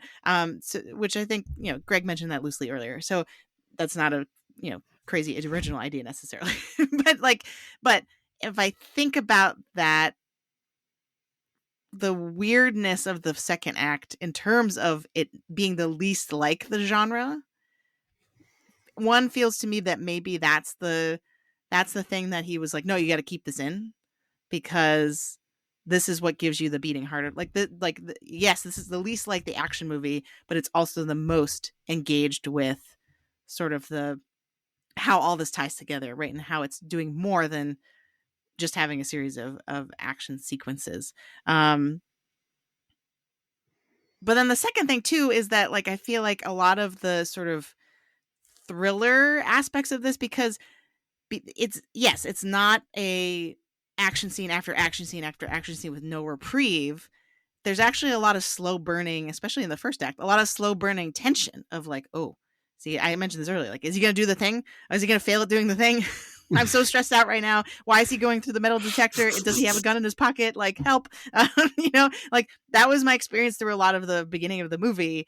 And I feel like that to me is I would associate that tension, that suspense, that sort of Hitchcockian sensibility with Jordan Peele also. So sorry, Greg. Was the question how Jordan Peele's fingerprints are on this, or was it how Dev Patel's fingerprints are on this, or was it whoever? It was whose fingerprints are on which piece. It seems almost engaging in stereotypes to be like, well, Dev Patel must have been like, I want to tell a story based on this myth, or at least that it came from him. And there are two credited co-writers on this. And let me look this up. The aforementioned John Colley, who is a Scottish Australian, apparently a doctor, but has worked in movies, wrote Master and Commander, co-wrote Master and Commander. The film also was involved with Happy Feet with George Miller. And so he worked on this with Dev Patel and Paul Angunawella. Again, maybe I'm not pronouncing that name correctly, who seems to also be South Asian. So I would assume, no disrespect to John Colley, that he's not coming in with the Hindu mythology to be like, let's do it based on this person. And so, having it be rooted there and having it be about the caste system and the sort of current iterations of divisions in India feels like that would come from people who are from Indian society or have a strong connection to it. And then, I wonder if it's some of the streamlining. I'd be very curious to know what a 3+ hour version of this is, because it doesn't feel like there's a lot of story that isn't told. Like, would it just be that it's more steps along the way of, let's figure out like how to get him this job, and then what's he doing at this job, and then how does he work to get the promotion to the next level, and then how does he figure out like what you need to do to get into the VIP area? Like, maybe it was just more methodical and almost more of a heist movie, to Jen's point earlier, and then cutting that down and getting it sort of streamlined in that sort of genre thinking would feel like Jordan Peele might come in and say, let's just do that and have it be this. It can be a genre movie and it can hit all the beats of it, and not be so wrinkly and so reflective that we're losing the people that kind of just want, Death Wish but in India, or John Wick but in India. And that may be where his fingerprints are. But as you said, it's all speculation. Greg, do you have some insight on this that you want to share? I certainly don't have any real knowledge, so I want to make that clear. But I've been thinking a lot about this question, kind of wondering a lot about it, because I mean, again, you can't know, but it feels interesting to kind of speculate. So in terms of what maybe got cut down, I noted that the friend Alfonso, did we land on? He kind of disappears, right? Like, he's involved in the car chase, he runs away, and then he just shows up at Monkey Man's return to the ring and is cheering. And I think in my memory, he was part of the plot to win more money, but he wasn't. He was just there and then seemingly goes away after that. Like, he's not part of getting back into the tower or anything like that. So, and I think that also just makes me think that it's possible that like there was much more with the wrestling, right? Like, because the wrestling is very present in like the first 15 minutes and then disappears and then comes back again very briefly. And I think there's kind of the implication that the whole time he's doing the heisty stuff to figure out his plan in the tower, he's probably still wrestling. but also probably not, because wouldn't he be showing up to this posh club with like black eyes and such? So I think that's all a little tricky to try to piece together. All right, and so some of that was just me stalling. So the real answer I have, this is my best guess. I love the old anecdote about George Lucas showing Episode 4 A New Hope to his friends, and Brian De Palma was like, "It doesn't make any sense, George. Can you like tell us about it at the beginning?" And suggesting the opening crawl to Star Wars, which, as people who love Star Wars, it's like impossible to think about that first film working without the opening crawl and how essential that is. And the opening with the storybook, like I think the mythology was probably always there, and I agree with you, PT. Like that's probably part of what Dev Patel's vision for this was. But I think like having the literal storybook at the very start to be like, here's the path of the monkey, felt very similar to the Candyman movie. I don't know. We were talking about my obsession with keeping up with the Letterboxd most popular, which last year got me to see the movie Candyman, which Jordan Peele produced. Actually, I think it was 2 years ago now already. And that was directed. Oh God, it was 2021. It was 3 years ago. Time is a flat circle. That was directed by Nia DaCosta of Marvel's fame more recently. And again, I think that's her movie. I'm not saying it's Jordan Peele's movie, but the way that deployed the mythology of the Candyman figure was very similar as kind of a framing device / this is how the movie's going to work. I think of that as the Edgar Wright move, because Edgar Wright's movies tell you the exact plot that you're about to see in the opening kind of couple minutes, and it's kind of brilliant. And he gets away with it repeatedly, and you're like, dang it, edit! It's like you're too clever, because I know you do this, and I still didn't catch on that you were doing this for the fourth time. Stupid Edgar Wright. So I feel like that specific device felt to me like something that, if that wasn't there, this could feel a lot more directionless and unclear in its kind of specific structure. So that's my guess. I think Jordan Peele, Brian De Palma, Dev Patel's George Lucas. Nice. I love that. And actually, like if you think about the opening, it's sort of like two prologues back to back in a lot of ways. And I remember in the theater being like, wow, this is amazing, because you have the sort of flashback of him learning about the Hanuman myth as a child, right? The literal book that you're talking about. But then that's like that cut, the immediate cut to him being like in this trashy, dirty fighting ring with like a crazy monkey mask on, to me is like, because I think the last thing we hear is like, and the gods thought him too bold and took away all of his powers as punishment, right? And then we cut immediately to kid in this like crazy, like dingy fighting ring doing, and not in a very dignified position at all. And so like to me, I just loved how those two opening scenes played off each other. And so yeah, I can't imagine this movie without either one of those. And another or the first example of a point of view shot, like that's kid's perspective looking at the crowd, and the crowd jeering him as as the jobber in the ring. So I think that does make a lot of sense. It's interesting. It makes me wonder if the movie did ever just begin with that shot, if it just began in the ring with them sort of pointing at him and then everything else having to come later. Jen did mention this. Oh no, sorry. Well, I think technically Greg mentioned this earlier, that like the sort of all the flashbacks that were like sprinkled in that are sort of like his memories, that they didn't need those. Those could just cut. I feel like we could have just gotten that like once, like give me just like the story, or make it even more abstract of like what the sort of cuts are.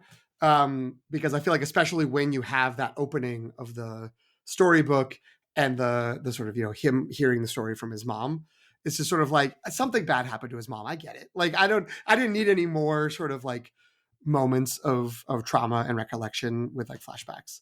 A minor complaint. But Greg, I like that insight about the, like, where, that opening, the beginning, the framing of it all might be where where the influence was most felt. But that opening frame also allows those cuts later on to be really quick, right? You know what I mean? Like, because we don't True. there. I would agree with you for one particular stretch, because there's like a really towards the end. I think there's a really long. It's when they're playing tag in the forest and she keeps tripping over the tree roots, which Right. again, like the tree roots are very important. So like it kind of makes sense. Right? It's the idea that the toxin comes from the tree roots, and she's always talking about like she talks about how deep the roots go, right? There's all this talk about the roots, and then she connects it to his hands and the lines on his hands and his fate, and then like the fact that his hands are scarred from the fire of when she died. It's one of those things where like it's like so beautifully connected. And that's not where I was going with my point originally, but that like that's, I guess it means that I guess it's the long way of saying I didn't actually mind the very quick flashbacks, but there was that extended scene where it's like I didn't need it to be like 4 minutes long or whatever it was. But And again, but that I may don't be want it to go away. something. Right. That may be something where on a second viewing, now that I know the totality of the story and the presentation, it won't feel like, yeah, I know, like I get it, but instead be like a window into his psyche and where his head is, and building up to the moments where we get more time with in the past with the characters. So maybe that'll be okay. Quick question, and my last thing: am I the only one who thought when he showed up in the club with, ready to fight, and the sort of first thing he does to interrupt the sort of kind of strange, like closed political celebration rally in the like sex club, where it's just like, hey, we're gonna meet here with all the people who just won election, like the night of the election. But maybe they just, they do it differently. But he shows up and he has the fireworks. He has like the firecrackers he's sending out into the crowd. Was I the only one who thought those were filled with the toxin? So everyone in the room was going to start having visions of like whatever their I'm their pretty sure worst they moments. showed that it was. But no one reacts to it. Like no one has like a scarecrow like reaction. Well, no one inhales it. Maybe after it's been ignited, it loses its. Maybe. I guess that's what I thought was going to happen. Was it was going to explode and spread the dust everywhere, and then they were all going to sort of be, taken out. I don't know. Maybe that's too Batman villain. The pain wouldn't go away because they would never learn anything from it. Right. Yeah, because they're evil, too rich. Well, and like that's another question about like edits, right? Like, was there more of a meaning there, and then they looked too cool, or there was no way to cut around? He opened the fight with the fire crackers, because they really didn't do anything, seemingly. Well, and the other one like that I want to throw out is I thought the hands would eventually be his like superpower, right? Not a literal superpower, but like. And so even at the end, the guy stabs him in the hand, and I was like, "No, it should bounce off because he's so calloused and burned. Like, like that should be his. Like he can't. The markings of his class are the way to kill the oppressor, but it didn't go that way either. But yeah, they do use bleach in that context though twice. Oh, that's right? true. He uses. Like, which is to me was like the metonym. I don't know if that's the right word. Synecdoche, metonym, one of those. I get this confused. The bleach was a stand-in for the like the work that someone has to do from a certain social class, right? And then he uses that to spike the cocaine that originally makes the guy's nose bleed. Has to go to the bathroom so he can attack him, and then he bleaches the monkey mask, so he becomes the white monkey. Right. Yes, that's true. Right. Good With point. the Bobby's bleach. I thought that was really good too. I don't know. There's a lot of clever imagery in this movie. It's really good. Like I feel like I especially feel like I've been like nitpicking parts of it, but like it's just really fun. A good movie. Well, PT, your comment about rewatching was like I was sitting here going like, yeah, like we should have a new scale. Like, will you rewatch it again? Versus, are you buying it? Versus, when is the Steelbook Collector's Edition up for pre-order? Right? And I think this conversation has moved me from yeah, I might check this out again when it's free on streaming to like, oh no, I got to own a copy of this movie. I'm not at the collector's edition yet. That's a Okay. little rich for my blood, but I'm somewhere on my way there. Okay. Nice. But you've crossed the physical media threshold for this movie. Yeah, Yeah, see, for me, that threshold is a lot higher for me to it might be that than I'll for you. buy it digital. I don't want like Okay. maybe Oh, that's okay. another Okay. tier. But Yeah, like yeah. I don't want to rely on it being free on Peacock in 2 Sure. years Sure. or 1 week. I want to own my own copy when it's available on iTunes or the digital platform of your choosing. Do we need to do an Oscars watch for this movie? I'm inclined to say no. Hit me with the theme song. I got 1 point to make in Oscars. All right, let's do it.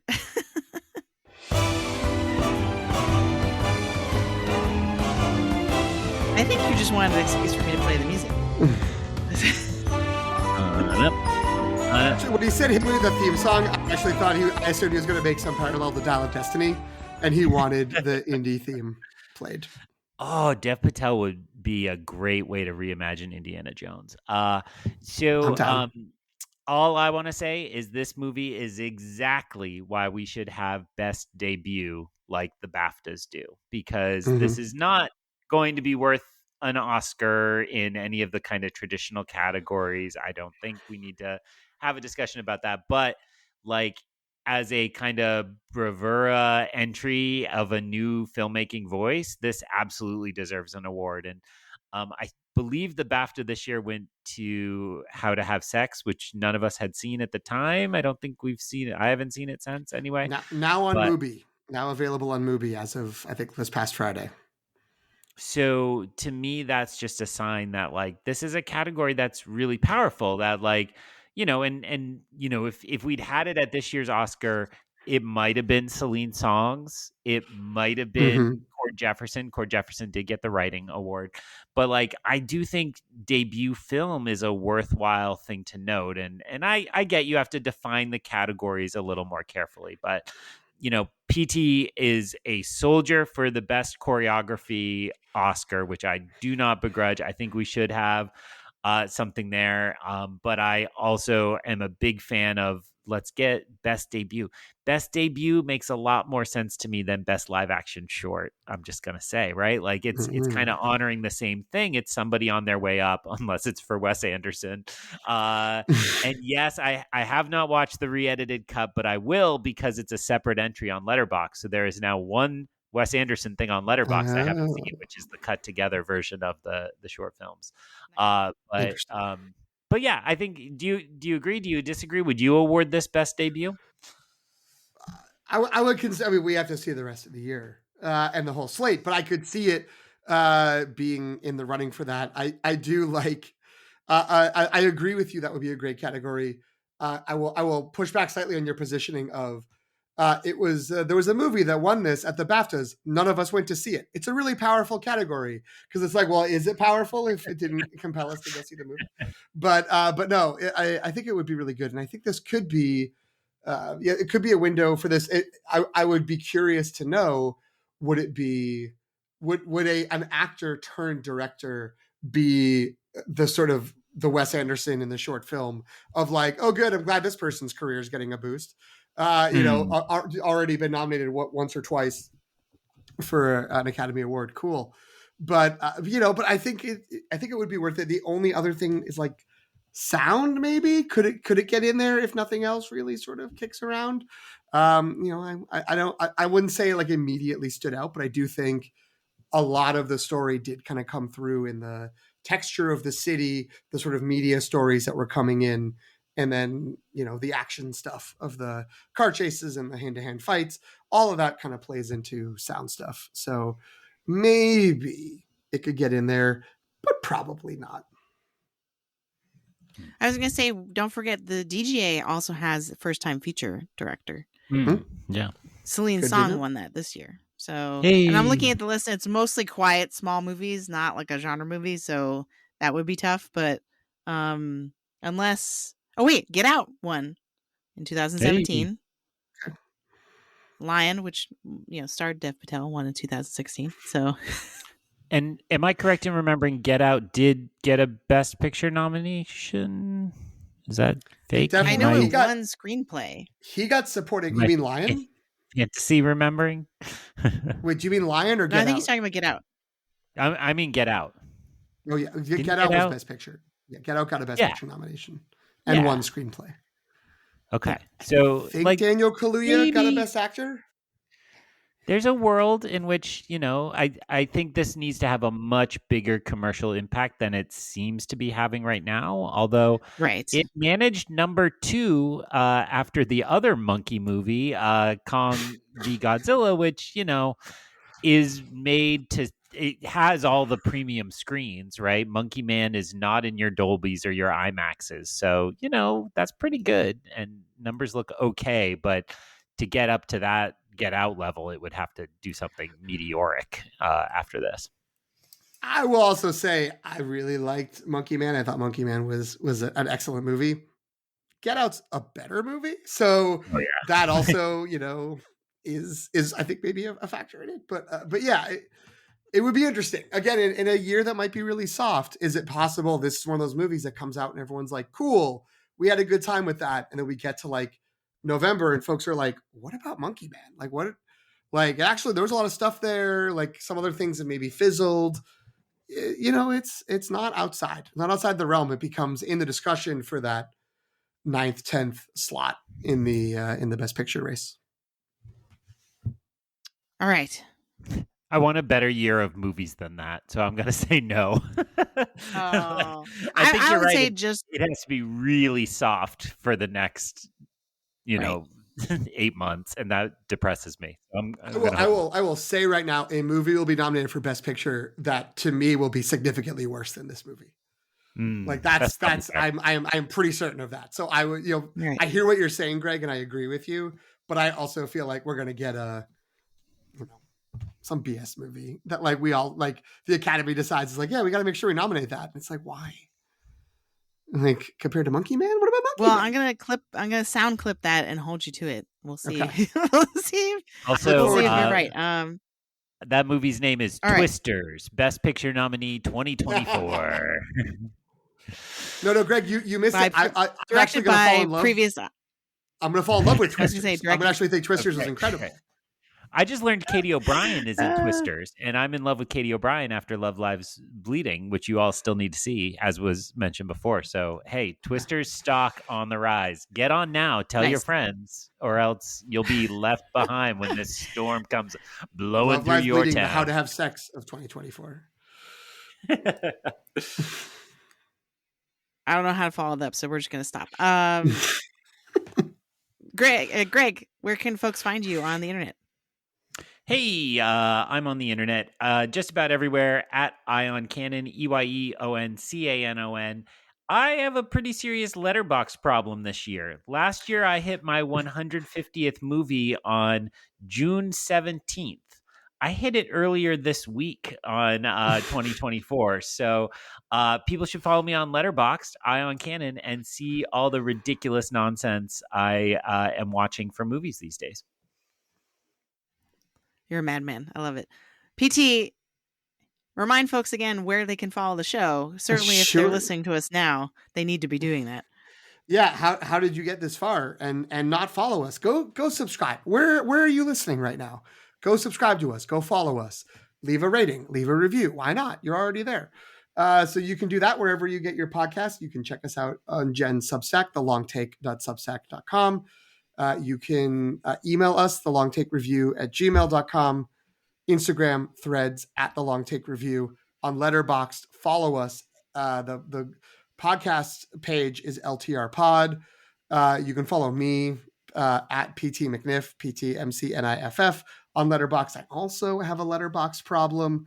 And part of that problem is also trying to figure out how to log TV shows illegally as part of doing it, because there's sometimes movies attached to it or like specials. And so, or they decide that a miniseries is a movie, and I don't care.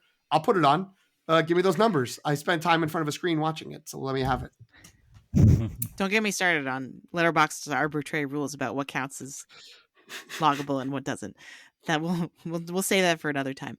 You can find me on Instagram and Threads at Subchakchai, SOPCHOCKCHAI, and you can find me on Letterboxd at Qui-Gon Jen. I just want to put out a reminder: if you haven't listened to our movie hype draft episode, which was from last week, there's a poll. I'm winning, so I don't know if I should be advertising this, but dang. we'd love for What? you to vote in the poll. Yeah, that's right. It's because I took Deadpool. Come on, Monkey I'm Man pretty sure. Hive. Go, Monkey Man. So yeah, like, and if you don't have time to listen to that episode, you know, we strongly prefer that you did. But if you don't, you can actually just read all of our picks in the post. It's buried in there, past the spoiler warning. And so yeah, vote on the poll. Don't make me look And like a chump and be the if you winner. enjoy this show and are really looking to go the extra mile to help us out, send that episode to your friends, to your text chain, because it's a great jumping on point. I think the three of us all have friends who are like, well, I'm interested, but I don't see movies quick enough. That's one where you don't have to have seen the movie. You can just hear us get excited about movies in the future. So having recently plugged this on a different podcast as a great jumping on point, we'll tell you all to do the same. Spread it around your circles, and we really appreciate it as we try to grow our show. All right, PT, Greg, thank you. Jen, thank you. Thank you, Jen. Blessings from your mother to your mother.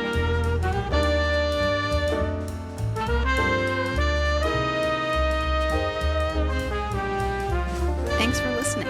You can follow The Long Take Review on Substack at thelongtake.substack.com. Subscribe for free to receive new podcast episodes as well as written reviews of films with Oscar buzz and new films and series from pop franchises like Star Wars and Marvel.